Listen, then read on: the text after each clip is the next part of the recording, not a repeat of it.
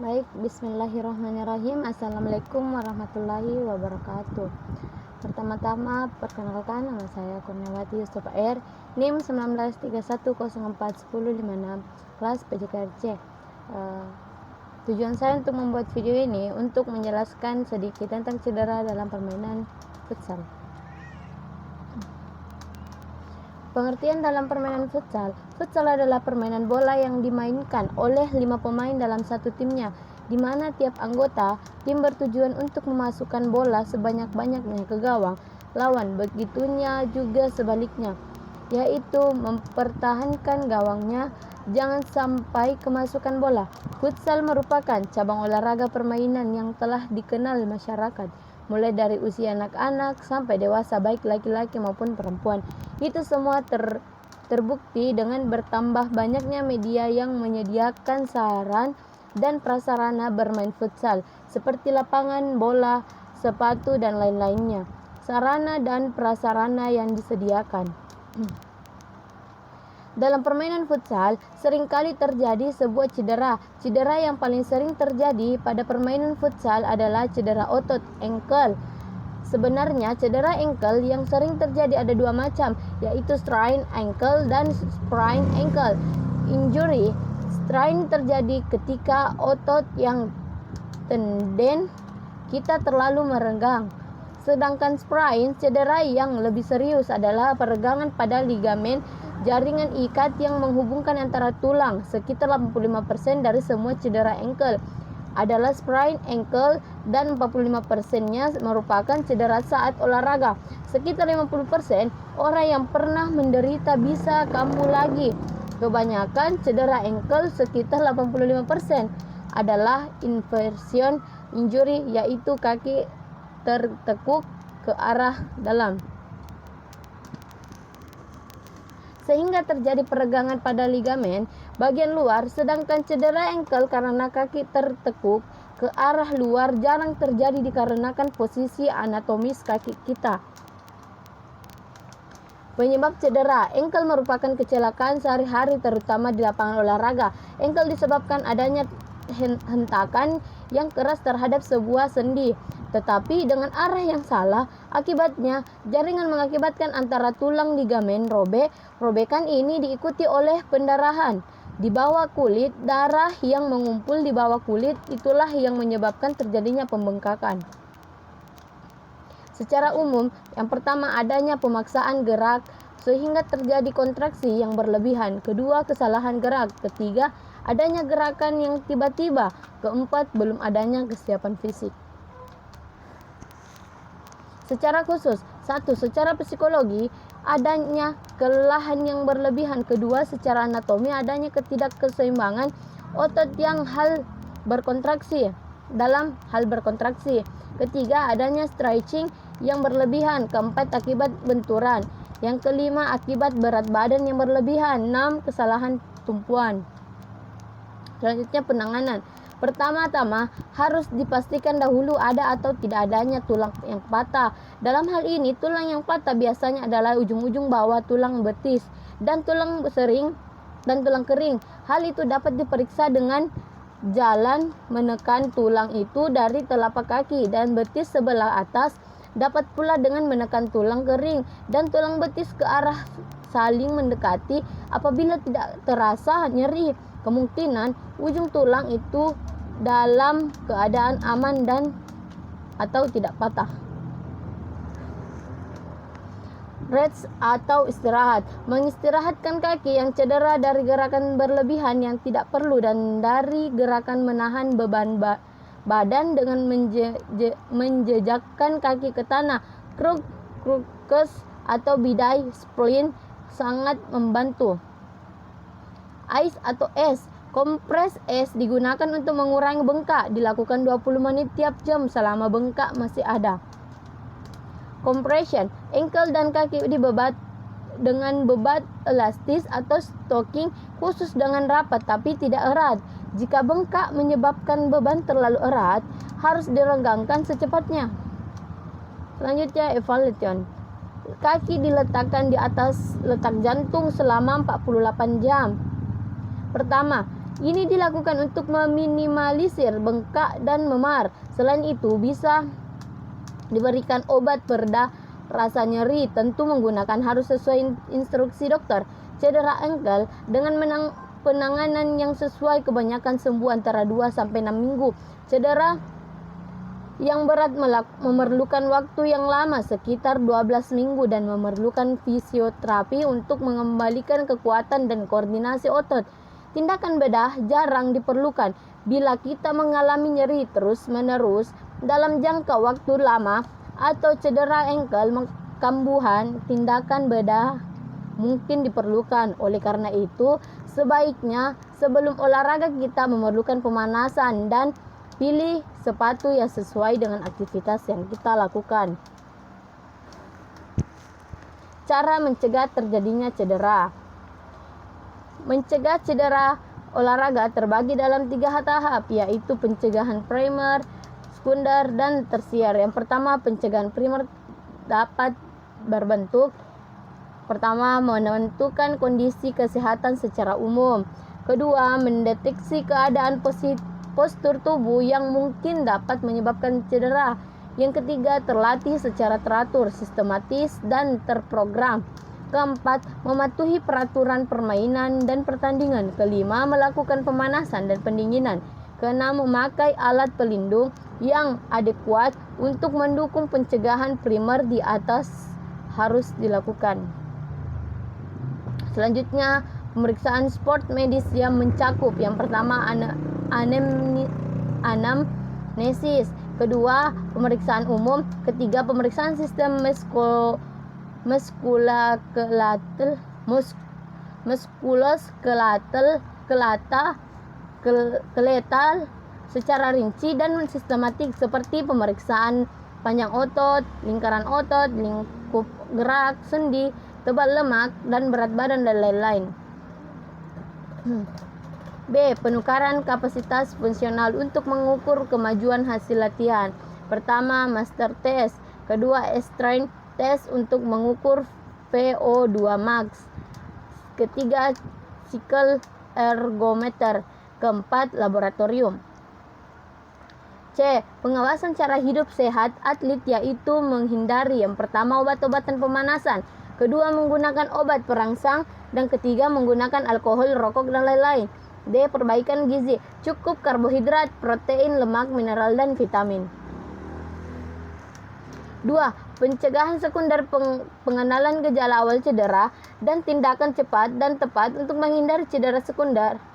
Gejala dini pembebanan pada tendon otot biasanya adalah nyeri pada bagian hari atau bangun tidur.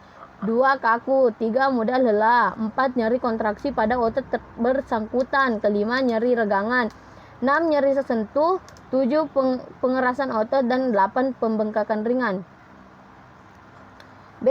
Gejala latihan berlebihan, cepat lelah dan kekuatan pada otot, keengganan untuk latihan dan bertanding, nadi istirahat tinggi dan berdebar, nafsu makan terganggu, sulit tidur, berat badan menurun, pusing, berkeringat, mudah marah atau tersinggung, tekanan darah naik. 3. Pencegahan tersier, pencegahan cedera agar tidak berulang. Penanganan cedera sesegera mungkin untuk mencegah kerusakan lebih lanjut, diagnosa yang tepat, pengobatan yang spesifik, mempercepat penyembuhan, program rehabilitasi agar bagian yang cedera dapat berfungsi seperti semula dan atlet dapat kembali ke lapangan. Selain itu, pencegahan cedera dapat juga dilakukan dengan cara berikut ini. A. Pemanasan dan pendinginan. Tujuan utama pemanasan adalah peningkatan temperatur tubuh, baik otot maupun tubuh secara keseluruhan, dan untuk peregangan jaringan kolagen agar diperoleh fleksibilitas yang lebih besar. Ini akan mengurangi risiko robeknya otot maupun ligamen, serta membantu untuk mencegah nyeri otot. Pemanasan terdiri dari pemanasan general dan pemanasan spesifik. Pemanasan general biasanya berupa jogging, berlari santai, latihan atau exercise, dan peregangan atau stretching. Setelah itu, perlu diikuti dengan pemanasan spesifik, yaitu sesuai dengan jenis olahraga pemain. Pendingin dapat dilakukan dengan melakukan 30 menit per hari. B. Latihan atau training perlu dilakukan secara teratur, sistematis, dan terprogram. Endurance train adalah latihan yang dilakukan dengan tujuan untuk meningkatkan fungsi jantung, paru-paru, dan otot agar lebih efisien dan tidak cepat lelah. Strength train adalah latihan yang dilakukan dengan tujuan mempersiapkan pemain untuk melakukan usaha-usaha eksplosif, misal pada lempar lembing. Skill train bertujuan untuk meningkatkan keterampilan pemain dengan melakukan teknik berolahraga dari yang paling bagus. D. Mematuhi aturan pertandingan. Pada body contact sports, kepatuhan pemain pada aturan pertandingan serta peran wasit yang jeli dan tegas dalam memimpin pertandingan sangatlah penting. Misal pada pertandingan bela diri. Tidak memiliki kelainan anatomis maupun antropometri. Kelainan anatomis misalnya tungkai X atau O. Sedangkan kelainan antropometri misalnya tungkai yang tidak sama panjang. Menggunakan peralatan atau pelindungan yang memadai, misal sepatu olahraga yang sesuai atau memakai pelindung kepala atau tubuh pada jenis olahraga tertentu. F. Melakukan 10 prinsip utama conditioning yaitu pemanasan yang cukup, peningkatan kondisi secara bertahap, lama intensitas, level kapasitas, kekuatan motivasi, spesialisasi, relaksasi, dan rutinitas. Pencegahan cedera. Dari aspek rehabilitasi medik terdapat beberapa alat fisioterapi yang sering digunakan dalam penanganan cedera atau pencegahan cedera olahraga, yaitu A. Terapi dingin krio untuk menghentikan peredaran, pencegahan pembengkakan. B. Terapi gelombang suara ultrasound untuk melaksanakan otot mengurangi nyeri. C. Stimulasi electric tense untuk menghilangkan nyeri. Terapi panas. D. Diatemi untuk relaksasi otot, meningkatkan dilatasi pembuluh darah. Terapi gerak exercise untuk mobilitas sendi, penguatan otot, meningkatkan koordinasi gerak. Selain itu juga dapat dilakukan resting atau istirahat, compression atau pembalutan.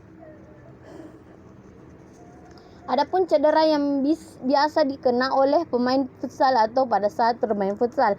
1. Cedera lutut. Cedera lutut saat futsal dapat dialami pada pemain sepak bola antara lain cedera pada ligamen, meniskus, atau keduanya. Cedera ini dapat berupa robekan, baik robekan sebagai spasya atau robekan total. Ligamen adalah sebuah jaringan tubuh yang menghubungkan tulang dengan tulang, dan dalam konteks ini ligamen yang ada di lutut berfungsi untuk menstabilisasi lutut, sedangkan meniskus adalah sebuah jaringan tulang rawan berbentuk huruf C yang menjadi bantalan antara tulang paha dan tulang kering. 1. Ligamen ACL, anterior cruciate ligament. Ligamen ACL adalah ligamen yang menghubungkan tulang paha dan tulang kering. Cedera lutut pada ligamen ACL dapat terjadi dengan atau tanpa riwayat kontak lutut dengan orang lain. Namun apabila terjadi trauma disertai kontak lutut dengan orang lain, maka kemungkinan besar juga mengalami cedera pada struktur lutut lainnya. Lebih dari 50% trauma kontak disertai dengan robekan jaringan meniskus. Kondisi cedera lutut yang lebih kompleks dan melibatkan lebih banyak jaringan disebut dengan triad atau O'Donoghue, yang terdiri dari robekan ligamen ACL, MCL, medial collateral ligament, dan meniskus medial. 2. Ligamen PCL, posterior cruciate ligament. Ligamen MCL, medial collateral ligament, dan ligamen LCS, lateral collector ligament. Ligamen PCL menghubungkan tulang paha dan tulang kering. Ligamen PCL adalah ligamen terkuat di antara 4 ligamen lutut lainnya. Ligamen ACL dan PCL saling menyilang sehingga keduanya membentuk X.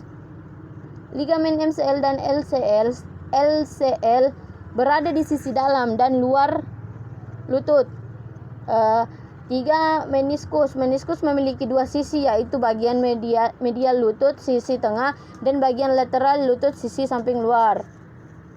Gerakan apa yang meningkatkan risiko terjadinya cedera lutut? Yang pertama, cedera ligamen ACL. Sebagian besar cedera ligamen ACL terjadi pada pemain pertahanan 73%. Gerakan yang paling sering menyumbang cedera ligamen ACL adalah gerakan kontak seperti tackling 51% dan gerakan non kontak seperti gerakan kucing 15% dan pivoting, gerakan berhenti mendadak dan mengubah arah. Kedua, cedera ligamen PCL, MCL dan LCL. Cedera ligamen PCL dapat terjadi jika terdapat trauma langsung berupa hantaman pada lutut dari pemain bola lain atau terjatuh dengan posisi lutut yang menengkuk menghantam tanah terlebih dahulu. Kesalahan melangkah sehingga terjatuh dalam kondisi lutut menengkuk. Cedera MCL dan LCL terjadi apabila melakukan gerakan pivoting. Hantaman langsung dari sisi samping lutut juga dapat menimbulkan cedera pada ligamen MCL. 3. Cedera meniskus. Bagian meniskus yang rentan cedera saat bermain bola adalah bagian tengah lutut atau meniskus medial. Cedera meniskus terjadi pada gerakan shooting. Cedera meniskus. Bagian meniskus yang rentan cedera saat bermain bola adalah bagian tengah lutut dan meniskus medial. Cedera meniskus terjadi pada gerakan shooting. Faktor risiko yang meningkatkan risiko cedera lutut yaitu yang pertama, faktor usia dan jenis kelamin. Usia lebih besar dari 28 tahun pada pemain sepak bola laki-laki dan usia lebih besar 25 tahun pemain sepak bola wanita. Wanita juga memiliki risiko cedera lebih tinggi saat bermain sepak bola oleh karena bentuk anatomi panggul dan ekstremitas bawah wanita. 2. Faktor intrinsik.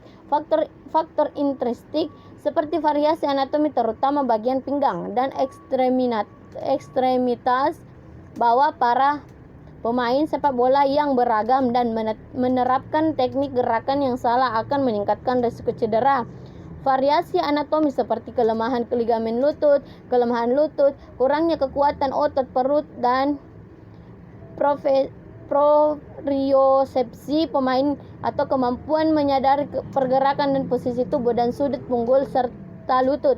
Gerakan tackling, shooting, dan pivoting perlu dipelajari sehingga dapat diterapkan dengan benar, serta latihan yang terfokus pada penguatan otot perlu dan otot hamstring serta stabilisasi ekstremitas bawah. Sebelum olahraga hendak melakukan gerakan pemanasan dan peregangan serta menggunakan sepatu bola yang nyaman dan sesuai.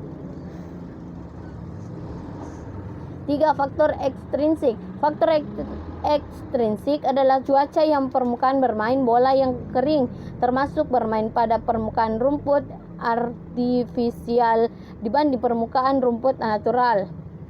Apa yang dirasakan pada cedera lutut saat futsal? 1. Cedera ligamen ACL. Cedera dirasakan seperti ada bunyi pop mendadak disertai dengan nyeri pada area depan dan samping belakang lutut. Lutut juga dirasakan menjadi tidak stabil saat digunakan untuk bertumpu apalagi berjalan. Pembengkakan dapat terjadi terutama dalam 24 jam pertama. Pemeriksaan yang dapat dilakukan antara lain USG, X-ray atau MRI. 2. Cedera ligamen PCL, MCL, dan ACL. Nyeri akibat cedera ligamen PCL dirasakan tidak separah cedera ligamen ACL dan tidak menimbulkan instabilitas lutut sehingga seringkali tidak terdiagnosis, namun tetap menimbulkan nyeri, bengkak, dan penurunan rentangan gerak lutut meski sedikit. Cedera pada ligamen MCL dan LCL akan menimbulkan nyeri, kaku, dan bengkak serta instabilitas saat berjalan. Nyeri pada cedera pada ligamen MCL akan terasa pada sisi tengah lutut, Sedangkan pada ligamen LCL akan terasa pada sisi samping luar lutut. Ketiga, cedera meniskus. Cedera meniskus akan menimbulkan rasa kaku seperti terkunci pada lutut, bengkak dalam 24 jam pertama cedera terjadi dan nyeri. Terima kasih, mungkin itu saja yang bisa saya jelaskan. Kurang dan lebihnya mohon dimaafkan. Wabillahi taufiq wal hidayah. Wassalamualaikum warahmatullahi wabarakatuh. Thank you.